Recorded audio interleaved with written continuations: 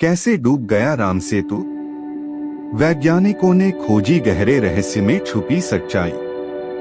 भगवान राम को जब रावण पर विजय के लिए लंका जाना था तो नल नील ने पानी पर तैरने वाले पत्थरों से समुद्र पर पुल बनाया।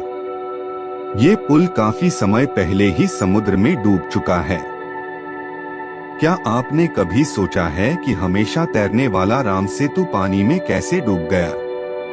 वाल्मीकि रामायण कहती है कि जब श्री राम ने माता सीता को रावण के चंगुल से छुड़ाने के लिए लंका पर चढ़ाई की तो उन्होंने नल और नील से एक सेतु बनवाया था। इस सेतु को पानी में तैरने वाले पत्थरों से बनाया गया था। इन पत्थरों को किसी दूसरी जगह से लाया गया था। कई विशेषज्ञों का मानना है कि इस सेतु में ज्वालामुखी के प्यूमाइस स्टोन का इस्तेमाल किया गया था, क्योंकि ये पानी में डूबते नहीं हैं।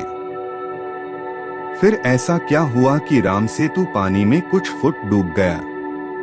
श्री राम ने अपनी सेना के साथ लंका पर चढ़ाई करने के लिए धनुषकोडी से श्रीलंका तक समुद्र पर जिस पुल का निर्माण कराया, ये पुल नल के निरीक्षण में वानरों ने 5 दिन के भीतर बना दिया था। वाल्मीकि रामायण में इस पुल की लंबाई 100 योजन और चौड़ाई 10 योजन बताई गई है। गीता प्रेस गोरखपुर से प्रकाशित श्रीमद् वाल्मीकि रामायण तथा सुखसागर में बताया गया है कि श्री राम ने सेतु का नाम नल सेतु रखा। महाभारत में भी श्री राम के नल सेतु का जिक्र आया है। वाल्मीकि रामायण में जिक्र है कि 3 दिन की खोजबीन के बाद श्री राम ने रामेश्वरम के आगे समुद्र में वह जगह ढूंढ निकाली जहां से आसानी से श्रीलंका तक पहुंचा जा सकता था। उन्होंने नल और नील की मदद से उसी जगह से लंका तक पुल बनाने को कहा। दरअसल धनुषकोडी ही भारत श्रीलंका के बीच ऐसी जगह है जहां समुद्र की गहराई नदी के बराबर है। धनुषकोडी भारत के तमिलनाडु के पूर्वी तट पर रामेश्वरम द्वीप के दक्षिणी किनारे पर एक गांव है। धनुषकोडी पंबन के दक्षिण पूर्व में है। धनुषकोडी श्रीलंका में तलैमन्नार से करीब 18 मील पश्चिम में है। इसका नाम धनुषकोडी इसलिए है कि यहाँ से श्रीलंका तक वानर सेना ने जो पुल बनाया था उसका आकार धनुष जैसा है। इन सभी इलाकों को मन्नार समुद्री क्षेत्र के तहत माना जाता है। वाल्मीकि रामायण में कई प्रमाण हैं कि सेतु बनाने में उच्च तकनीक का इस्तेमाल किया गया था। कुछ वानर बड़े बड़े पर्वतों को यंत्रों की मदद से समुद्र तट पर ले आए थे।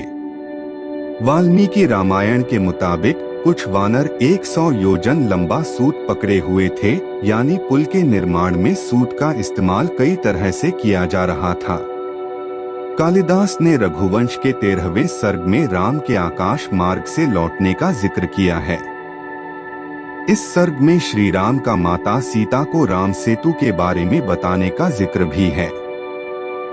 स्कंद पुराण के 3, विष्णु पुराण के 4, अग्नि पुराण के 5वें से 11वें और ब्रह्मा पुराण में श्री राम के सेतु का जिक्र मिलता है। अमेरिकी अंतरिक्ष एजेंसी नासा ने 1993 में धनुषकोडी और श्रीलंका के उत्तर पश्चिम में पंबन के बीच समुद्र में 48 किलोमीटर चौड़ी पट्टी के रूप में उभरे एक भूभाग की उपग्रह से खींची गई तस्वीरों को जारी किया। इसके बाद भारत में इसे लेकर राजनीतिक उठापटक शुरू हो गई। इस पुल जैसे भूभाग को राम सेतु कहा जाने लगा। राम सेतु की तस्वीरें नासा ने 14 दिसंबर 1966 को जेमिनी 11 से ली थीं। जेमिनी 11 से तस्वीरें लेने के 22 साल बाद ISS-1A ने तमिलनाडु तट पर रामेश्वरम और जाफना द्वीपों के बीच समुद्र के भीतर भूमिभाग का पता लगाकर तस्वीरें लीं। इन तस्वीरों से अमेरिकी सैटेलाइट की तस्वीरों की भी पुष्टि हुई। साइंस चैनल पर दिसंबर 1917 में एक अमेरिकी TV show ancient land bridge में अमेरिकी पुरातत्वविदों ने वैज्ञानिक जांच के आधार पर कहा था कि श्री राम के लंका तक सेतु बनाने की हिंदू पौराणिक कथा सच हो सकती है।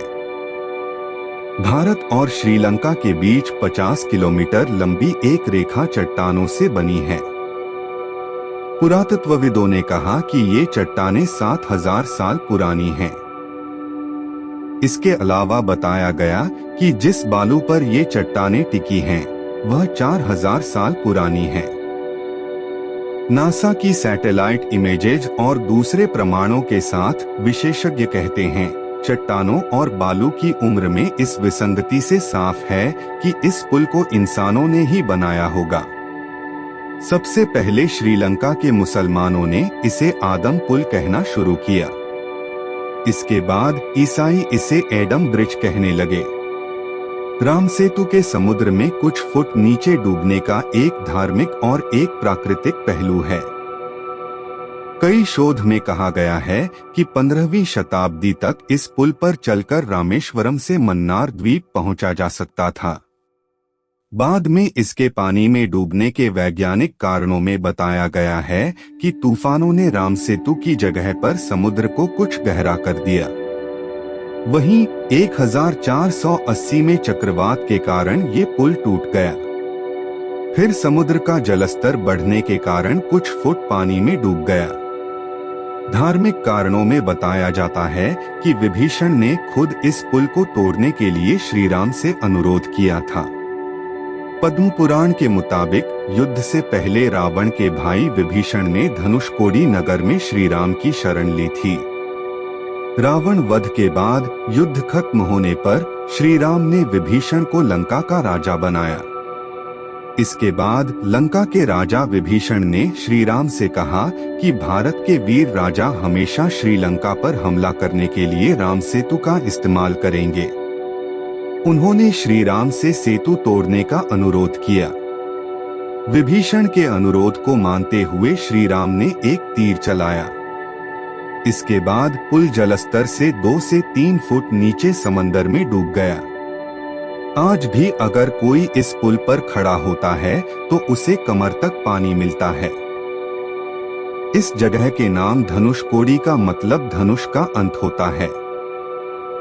हालांकि वाल्मीकि रामायण में इसका कहीं जिक्र नहीं मिलता है। कंबन रामायण में श्रीराम के राम सेतु को तोड़ने का जिक्र मिलता है।